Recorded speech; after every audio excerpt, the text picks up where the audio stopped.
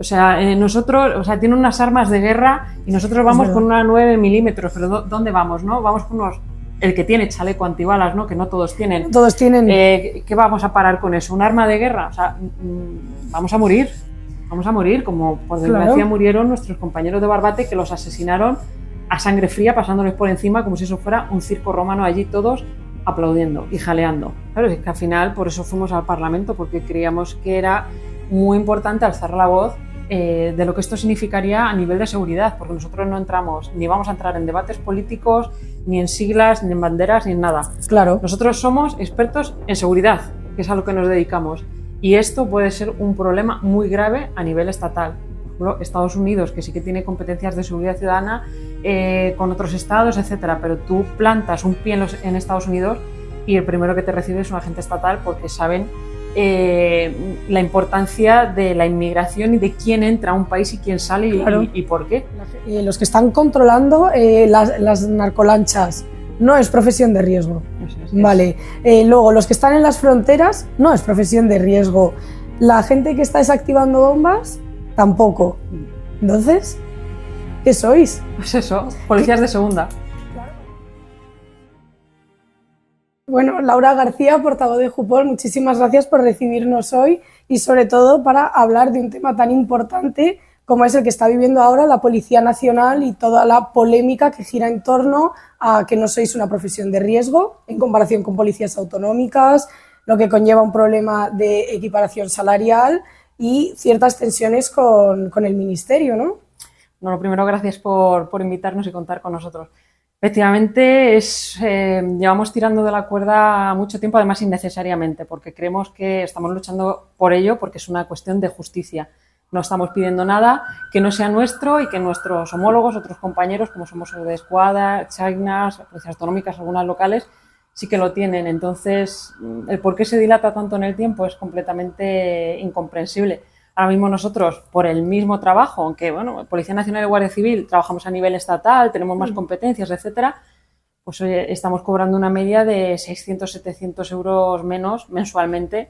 Oye, haciendo el mismo trabajo, pues se nota. Y esa brecha incluso aumenta cuando nos jubilamos, que puede llegar hasta los 900 euros mensuales. Entonces creemos que es una injusticia absoluta y vamos a seguir luchando hasta que se nos conceda, porque de verdad que es de justicia. Claro. Y para empezar por el principio, ¿por qué la Policía Nacional no es una profesión de riesgo? Buena pregunta. Nosotros se lo preguntamos constantemente al señor Marlaska, pero no nos contesta, no se sienta a hablar con nosotros. Estamos reclamándolo a bombo y platillo porque es incomprensible porque hay otras profesiones, como por ejemplo los artistas, ¿no? Que un cantante sea una profesión de riesgo. Por ejemplo, un policía nacional o un guardia civil, no. Que, bueno, creo que un TEDx tiene más peligro, ¿no? Claro. que un cantante, por ejemplo. Y bueno, dices, bueno, es que a lo mejor la policía en sí, esa profesión no lo es, pero es que sí lo es. Sí que lo tienen otros compañeros nuestros. Entonces es una discriminación absoluta. O sea, no solamente se atenta contra nuestro trabajo, se atenta contra nuestro honor, porque deliberadamente no se nos da algo que es completamente justo para nosotros. Claro, y sobre todo esta discriminación al apartaros de la profesión de riesgo en comparación con policías autonómicas tapa un poco el trabajo que sí hacéis, que es de riesgo, como has dicho, los TEDx, antidisturbios, terrorismo, parece como si no os implicaseis, o sea, físicamente ni psicológicamente no tuviese ningún riesgo, ¿no? Efectivamente, a mí no me gusta comparar porque todos los compañeros de otros cuerpos policiales que lo tienen más que merecido. Pero ya que me lo preguntas, pues, oye, pues nosotros tenemos especialidades que otras policías no tienen, como decías, antiterrorismo, TEDx, NRBQ, pues oye, qué menos, ¿no? Que estar al mismo nivel. Es que claro. es de lógica, es aplastante.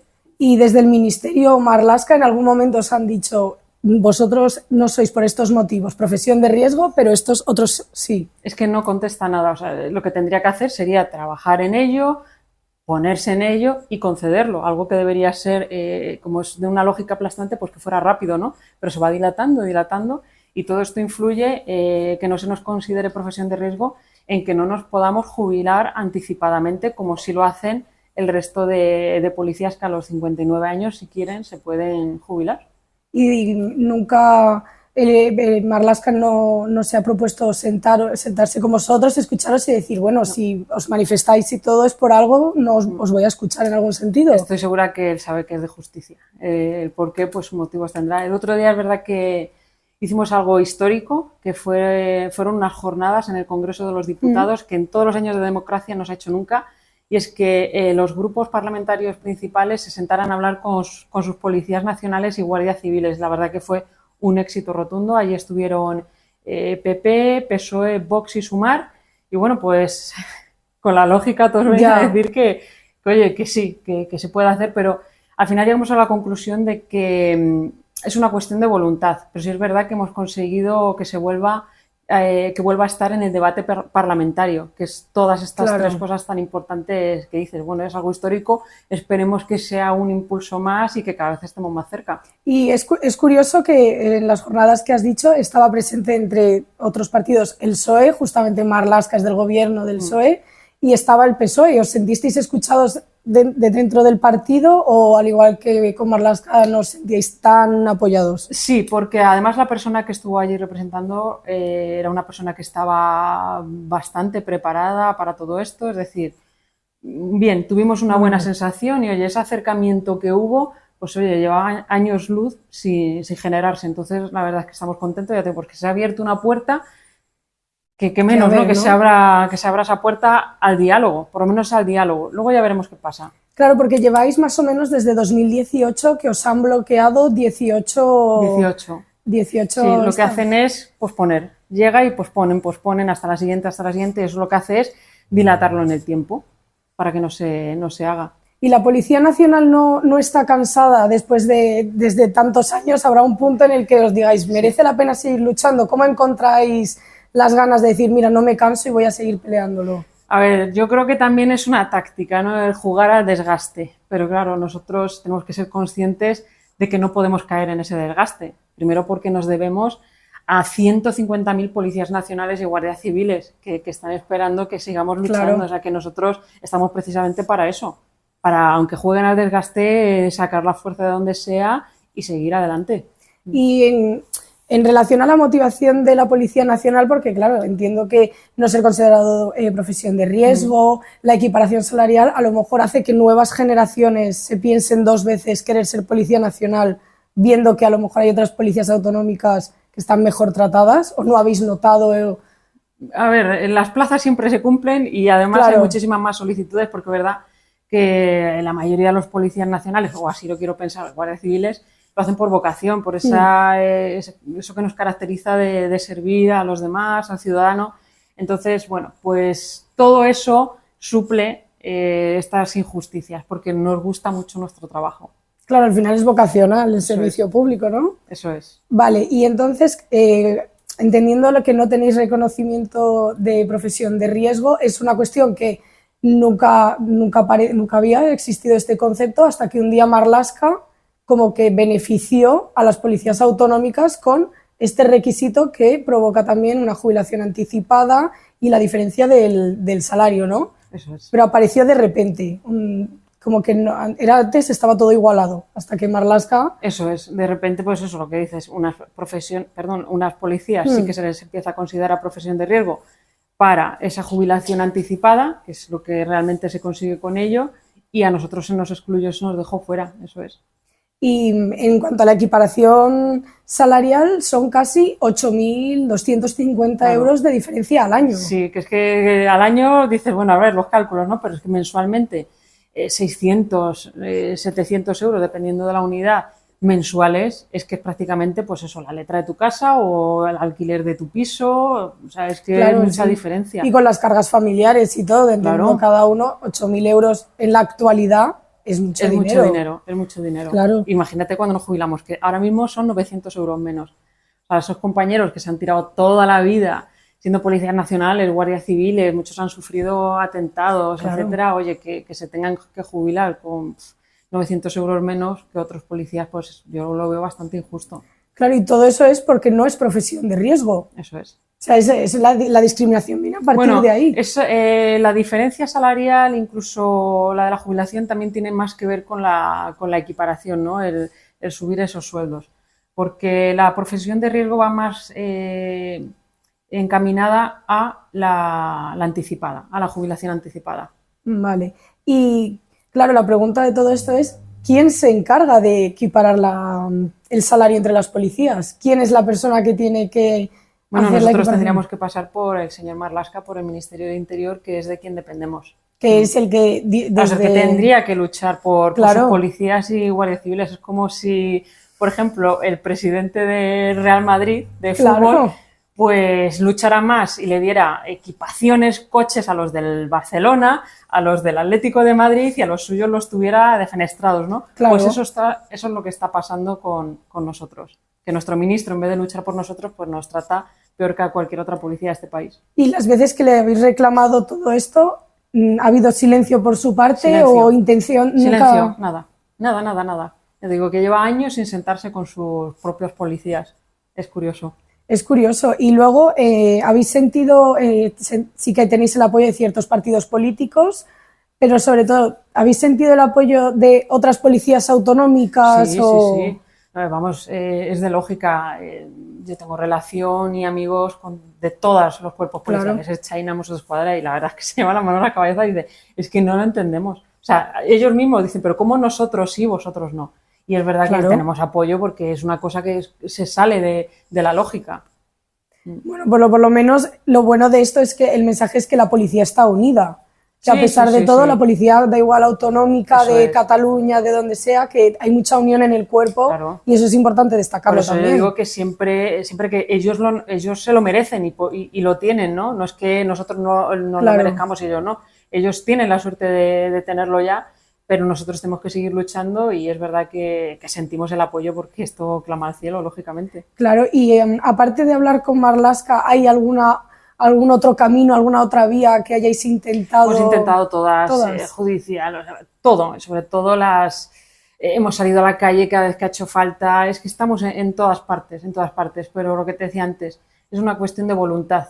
Entonces, si no hay voluntad, pues nosotros llegamos hasta donde llegamos, tampoco tenemos muchos más medios para hacer más cosas. ¿Y cómo veis de perspectiva hacia futuro? ¿Cómo veis de posible todo el reconocimiento de la profesión, la equiparación? ¿Veis posibilidad en el futuro? Queremos creer que sí. Hemos estado más lejos, es verdad, y ahora, fíjate, el otro día con las jornadas en el Congreso, ahora estamos en conflicto colectivo con la Administración para intentar bloquear ese Consejo, que es realmente un medio que tenemos para esa fuerza, pero sí es verdad que si todos los sindicatos no están en conflicto colectivo, prácticamente no sirve de nada. Entonces nosotros instamos a la unión, a que el resto, pues... sí, como ese apoyo un poco para... porque es un medio muy potente que nosotros tenemos y por eso siempre, pues animamos a la unión. Este es el tercer conflicto colectivo que nosotros hacemos, pero si el resto no se une, no sirve para nada. O sea, que también es una cuestión de voluntad de los propios sindicatos. Al final es lo que dices, es más la voluntad que la imposibilidad. Eso es. ¿Y desde otros partidos políticos os han presentado medidas o algún tipo de ayuda, como ponerlo de pregunta en el Congreso, sacarlo más a menudo? Sí que hemos tenido ayuda por parte de otros representantes políticos que lo han llevado al Congreso, lo han preguntado, pero igual. No. Sí, ahí sigue. Marlaska sigue sin... Se queda en ese triángulo de las Bermudas y nunca va más Bueno, adelante. Al final lleváis desde 2018 siendo bloqueados continuamente. Al final creo que es muy difícil ir abriendo el camino que tenéis. Yo creo que se tiene que conseguir porque llegará un momento en el que alguien sí que tenga esa voluntad y le remuerda esa conciencia de decir, bueno, pero vamos, que esto es una discriminación que la ve cualquier persona, entienda de esto o no lo entienda.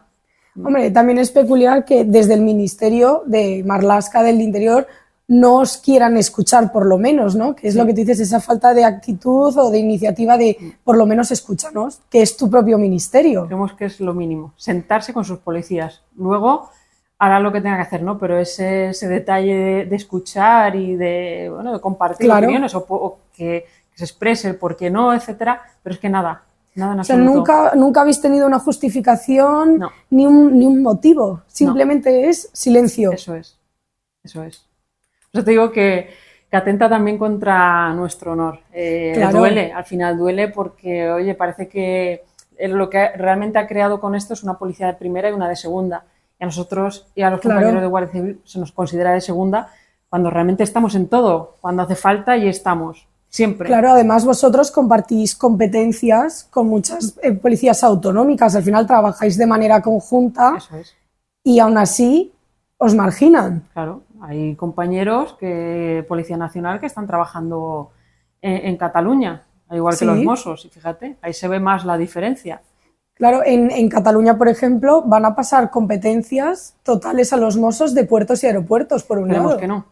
Esperemos que no. El otro día estuvimos en el Parlamento de Cataluña para expresar nuestra negativa, siempre desde la coherencia, desde el sentido común. Claro.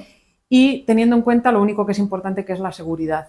Es una cuestión de seguridad nacional y creo que eso nos importa a todos, ¿no? Porque tú no puedes dejar las fronteras a una policía autonómica porque no tiene ni contactos con otras policías internacionales que muchas veces por las fronteras se cometen delitos de terrorismo, de bandas criminales que operan a nivel internacional, de tratas de seres humanos. Eso no se puede dejar a una policía autonómica porque no tiene contacto con otras policías de otro país. Eso sería un error de seguridad gravísimo que pagaríamos todos. Aparte, no tiene toda la infraestructura que tiene la Policía Nacional a nivel también ni de recursos ni de efectivos. Por eso trabajáis conjuntamente, porque entiendo que el cuerpo al final está muy unido, al final sois cuerpos de policía, pero aún así no entiendo que quieran cambiarlos, quitaros la competencia, suponiendo el nivel de inseguridad que pueden crear. Una competencia que está regulada por una ley orgánica, que es la 2/86, de Fuerzas y Cuerpos de Seguridad del Estado, y por la propia Constitución, que no estamos hablando de una normita que hay pinchada en un corcho, o sea, estamos hablando de cosas muy importantes, y es porque realmente es una cuestión muy estratégica, porque el que controla una frontera controla todo, sobre todo cuando quieres hacer el mal. Claro. Por eso estamos, de hecho lo que han propuesto, lo quieren hacer, pero no hay ninguna propuesta sobre la mesa de cómo lo van a hacer. No hay efectivos, no hay infraestructura, no tienen conocimientos de esto. Para formar a alguien, yo la verdad es que siempre pongo en valor a los compañeros que se dedican a extranjería, fronteras, porque hay años y años de conocimiento detrás y cómo pretendes que una persona que nunca ha estado formada para ello de repente lo haga. Es inviable completamente, ni por número de efectivos ni por conocimientos. Claro, sobre todo porque al final son efectivos que han trabajado muchos años en la frontera, conocen cómo funcionan las mafias, cómo ha ido evolucionando, y si les apartan, los Mossos no tienen esa profesión por dentro de conocer exactamente. Eso es. Entonces la idea es dejarles y que aprendan sobre la marcha. Pues fíjate, y sobre la marcha lo que puede pasar, ¿no? Claro, porque Núria Patón, consejera del Interior de Cataluña, dijo que el 20 de septiembre se haría efectivo. Pero no ha dicho cómo. Es que es inviable, o sea, no puede pretender que algo que se lleva haciendo años y años, unos compañeros de repente los pongan ahí y ya una frontera esté controlada al 100%, sobre todo con los contactos a nivel internacional de los delitos más graves. Claro. Que los de la DEA van a tener que aprender ahora catalán, pregunto. Bueno, esa es otra. No sé, es que son cosas de verdad que parecen anecdóticas, pero que sobre la práctica no sé si son de risa o de pena, porque no tiene ningún sentido.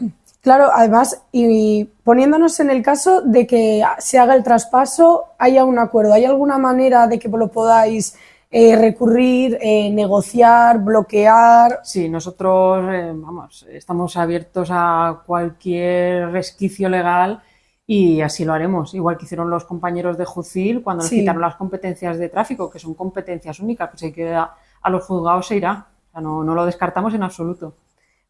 Objetivamente es un poco improbable que puedan en el fondo hacerlo efectivo, ¿no? Bueno, de manera lógica. Otras cosas también eran un poco lógicas y se han hecho. Al final lo que pretenden, quien controla una frontera controla un país, ¿no? Y eso es lo que ha querido siempre el independentismo, tener el máximo control, ¿no? Y si no de una manera es de otra. Entonces, yo creo que tenemos que tener bastante cuidado con esto. También, al haber el traspaso de de competencias puede ampliarse el índice de criminalidad en Cataluña, porque entendemos que la frontera, al quedarse desprotegida, pueden entrar mafias, puede aumentar el narcotráfico, y de eso los Mossos, ¿hasta qué punto saben? ¿Hasta qué punto tienen conocimiento? A día de hoy ninguno, porque ellos no tienen contacto con otras policías de otros países a nivel internacional, ni Interpol, ni Europol, ni Frontex. Ellos no tienen nada de eso, que al final los delitos más graves, sobre todo los de terrorismo, traspasan las fronteras. Pues nada, esto fíjate en lo que se puede convertir. Y tampoco Nuria Patón se ha querido reunir con nadie de Jupol, nadie de la policía, como para intentar encauzar una manera de... Es una decisión que han tomado y bueno, no sabemos si se llevará a cabo, esperemos que no, porque ya te digo que no tiene ninguna lógica ni sentido. No. Ella lo fechó en el 20 de septiembre. Y a nivel operativo, no sé cómo lo va a hacer, porque no tiene ni efectivos ni nada. O sea, es que no puede hacerlo. Es que no puede hacerlo de una forma bien hecha. Mal se puede hacer todo lo que se quiera. Claro, y no sé, es como coincidencia que desde el Ministerio no se escuchen, desde Cataluña tampoco se escuchen. Parece que nadie quiere escuchar a la Policía Nacional lo que tiene que decir, ¿no? Claro, es que al final por eso fuimos al Parlamento, porque creíamos que era muy importante alzar la voz de lo que esto significaría a nivel de seguridad, porque nosotros no entramos, ni vamos a entrar en debates políticos, ni en siglas, ni en banderas, ni en nada. Claro. Nosotros somos expertos en seguridad, que es a lo que nos dedicamos. Y esto puede ser un problema muy grave a nivel estatal. Por ejemplo, Estados Unidos, que sí que tiene competencias de seguridad ciudadana con otros estados, etcétera, pero tú plantas un pie en Estados Unidos y el primero que te recibe es un agente estatal, porque saben la importancia de la inmigración y de quién entra a un país y quién sale y por qué. O sea que, bueno, luego una vez que estés aquí, vale, pero tú cuando vienes aquí la frontera está completamente controlada.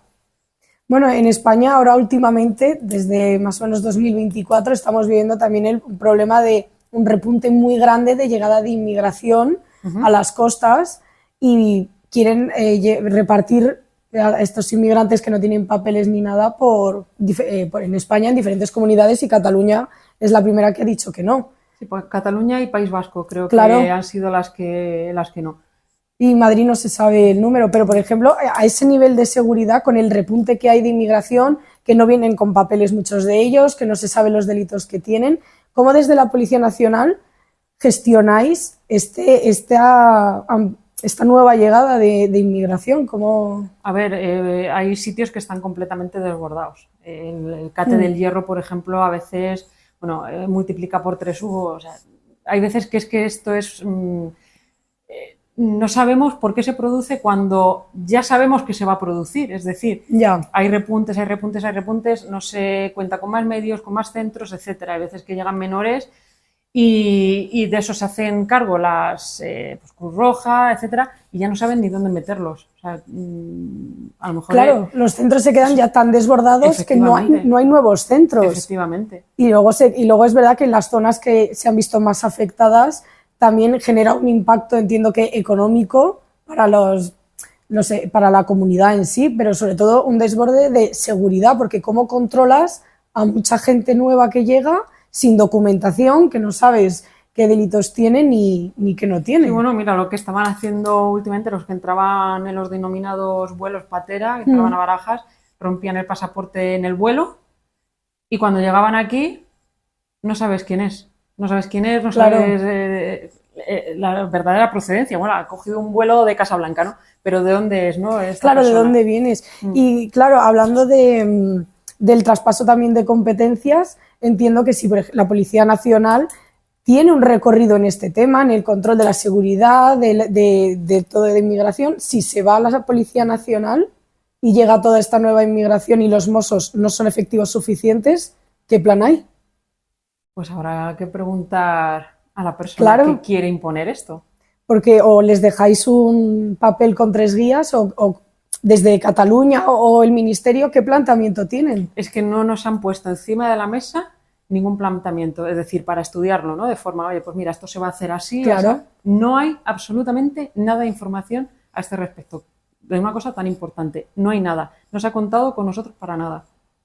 Y desde Jupol, ¿qué planteáis al Ministerio para encauzar un poco toda esta situación del reconocimiento, la equiparación y el trabajo con otras policías autonómicas, ¿qué proponéis al Ministerio? Que se siente con nosotros de una Para vez. empezar, ¿no? Yo te digo que las jornadas del otro día, el haber estado con el grupo que ahora está gobernando, ¿no? Que es por quien tendría que pasar, pues ha sido un avance. De momento, ya veremos cómo se encauza todo esto. Nosotros seguiremos luchando con las pocas armas que tenemos, porque tampoco tenemos reconocido el derecho a huelga. O sea, no nos podemos poner en huelga, no podemos hacer prácticamente nada, como lo que te decía del conflicto colectivo, ¿no? Ahora esperamos que los demás sindicatos se unan y por lo menos bloqueando ese consejo de la policía, pues oye, ver qué pasa, ¿no? Ver si reaccionan, por lo menos que se sienten a hablar con nosotros, que menos. Claro, porque tampoco lo que se pide al final es básicamente se le pide al Ministerio que se reconozca la profesión de riesgo de todas las policías, que no haya policía de primera ni de segunda al final, que haya una equiparación salarial, porque entendemos que es mismo trabajo, pues oye, claro, mismo salario, que tampoco se pide otra cosa. Y con todo eso viene la jubilación anticipada. Eso es. No es que estemos pidiendo aquí, ¿no? Es que no estamos pidiendo nada que no estén reconocidos en otras policías en este país, que son nuestros compañeros que están trabajando en otra comunidad autónoma. Ya está. ¿Crees que Marlaska algún día se sentará? No lo sé, si me quieres hacerte un spoiler, ahí jugamos así a la... No lo sé, va a estar complicado. O por lo menos... Porque no ha mostrado voluntad en todos estos años.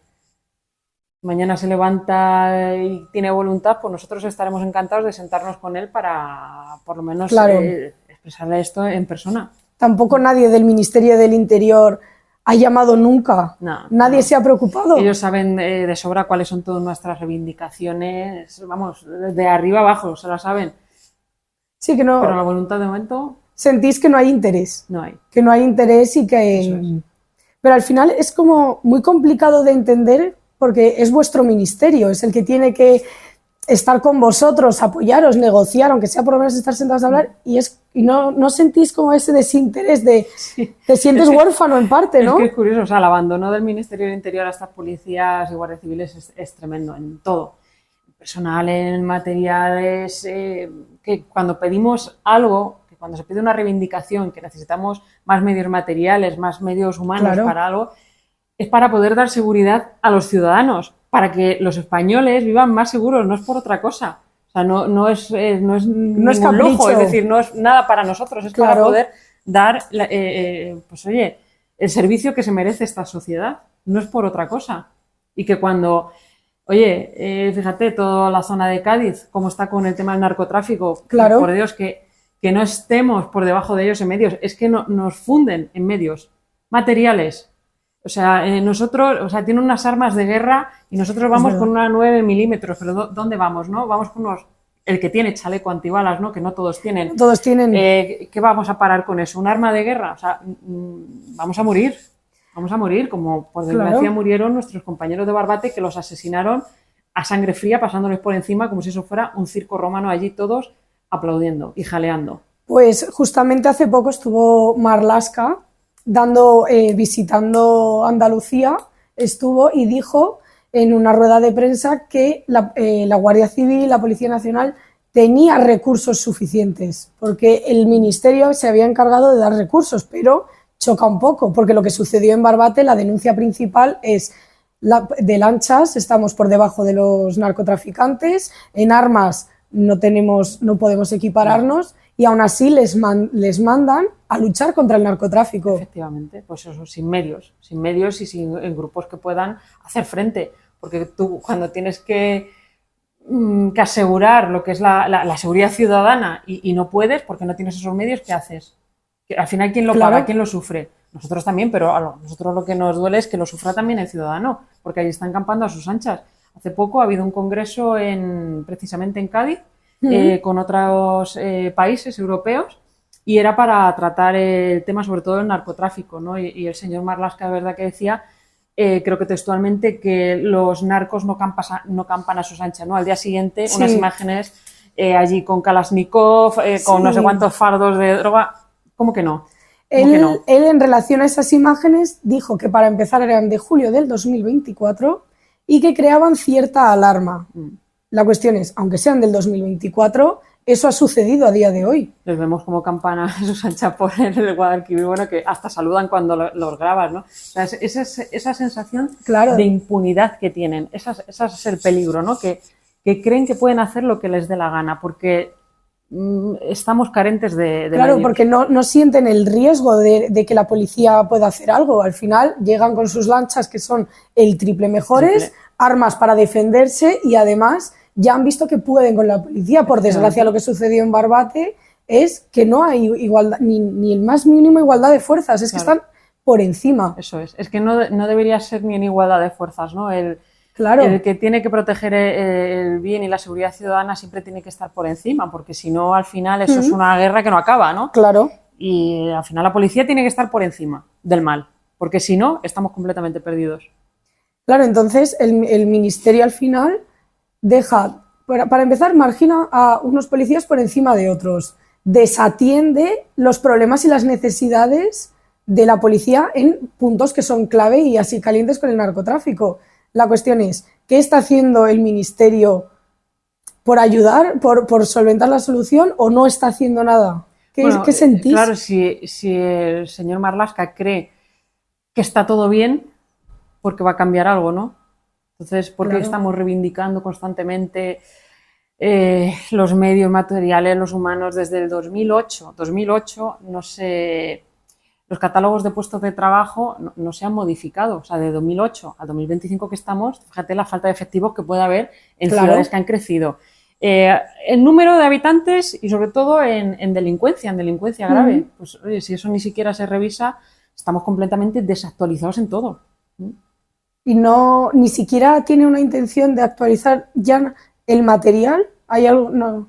O sea, ¿qué hace con el presupuesto? Porque entiendo que el ministerio, hablando claro, el ministerio tiene un presupuesto cerrado para encargarse de que no os falte de nada, que tengáis los medios. Hay cosas que sí se nos dan, ¿eh? O sea, no hay que decir, hay que ser justos. Claro. Es verdad que hay cosas, vamos, tú miras cómo estaba Policía Nacional y Guardia Civil hace años, hombre, se va mejorando, menos mal, se va mejorando, pero es verdad que no se mejora, y sobre todo en los puntos más calientes, más peligrosos, donde puede costar la vida a policías nacionales y guardias civiles, que te puede costar en cualquier lado, ¿no? Porque un día te entra un loco a una oficina de denuncias y te ha matado a un compañero, ¿no? Es verdad. Pero sí es verdad que en las zonas más calientes, pues no se está ahora mismo a la altura. No hay el apoyo suficiente. Eso es, no se está a la altura. Y sobre todo en estas zonas que ahora está, por ejemplo, que está el auge más, que están mirando más de lado en las zonas del narcotráfico y todo, la Policía Nacional no le cuesta más ir allí,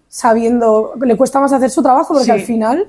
A ver, ten en cuenta que son zonas en las que muchos de los cómplices y muchos narcotraficantes viven en esas propias zonas. Entonces, tú fíjate el peligro que corren los compañeros, que es que no pueden ni vivir donde trabajan, tienen que vivir a kilómetros y kilómetros. O sea, también pedimos que se considere una zona de especial singularidad a todas estas, sobre todo la zona de Cádiz, que está muy castigada, para que por lo menos los compañeros tengan una gratificación, ¿no? De decir, bueno, pues ya que estoy aquí y me tengo que ir a vivir a 50 kilómetros, pues oye, qué menos que se compense de alguna forma. Pero es que ni siquiera eso.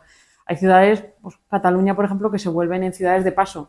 Llegan allí los compañeros de prácticas o recién jurados, y en cuanto tienen la oportunidad de irse, se van. O sea, es una ciudad para trabajar de paso.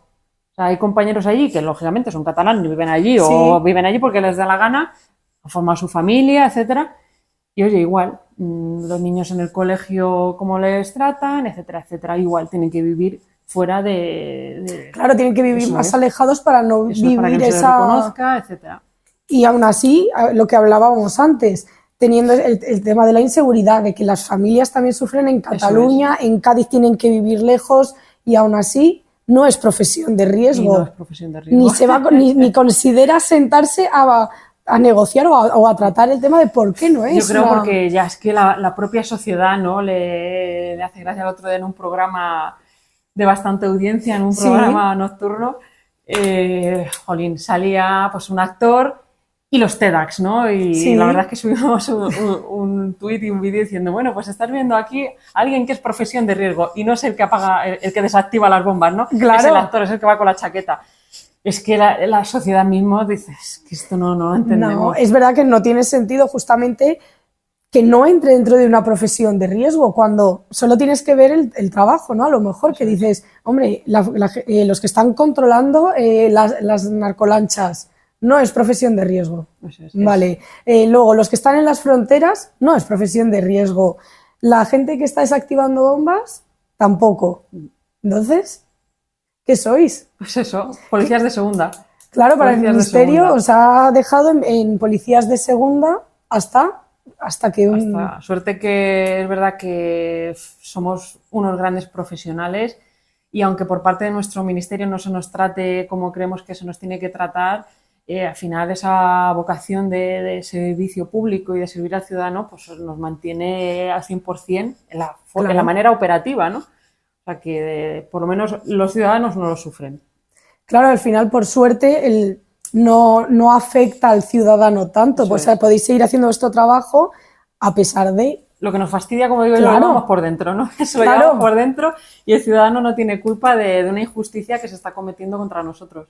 Claro, porque al final vosotros no dejáis de hacer vuestro trabajo. No se necesita, ¿no? O sea, se entiende que si deja de trabajar la Policía Nacional, la Guardia Civil, se deja de trabajar aquí, ¿qué pasaría? Pues los Juegos del Hambre. Claro. Imagínate la que se liaría aquí cuando los malos supieran que, bueno, 24 horas sin policía. Claro, tranquilamente. Lo que pasaría aquí, vamos. No, a lo mejor el Ministerio ahí también cada año está tranquilo. Subiendo los índices de criminalidad, esos son datos que arroja el propio Ministerio del Interior. Claro. Están subiendo precisamente los más graves y los que afectan de verdad a la gente, ¿no? No te hablo de la propiedad intelectual porque se ha copiado una camiseta, no, te hablo de agresiones sexuales, asesinatos, robos con violencia, o sea, lo que de verdad afecta al ciudadano. Imagínate si no estuviéramos. Pero eso también es otro tema a tratar, que es peculiar que sea el propio Ministerio del Interior quien haga informes todos los años de cómo evolucionan los delitos, notar que hay un incremento y siga pensando que la policía tiene que ser de primera, de segunda y apartar a lo mejor las competencias que puede ampliar los delitos. Efectivamente, y sobre todo es que nosotros llevamos... al final nuestros delegados que están repartidos por todas las comisarías conocen las particularidades y peculiaridades de cada zona, ¿no? Entonces hay comisarías que sufren más que otras ese déficit de medios, sobre todo humanos. Si no hay policías suficientes y esa ciudad ha crecido exponencialmente y también los delitos y tú no pones más policía, pues al final el malo pues campa más a sus anchas. Claro, y el Ministerio, pues mientras tanto, decide qué hacer, ¿no? Está pensando si sentarse con nosotros. Está pensando, no lo tiene Yo claro. Creo que después de hoy a lo mejor sí.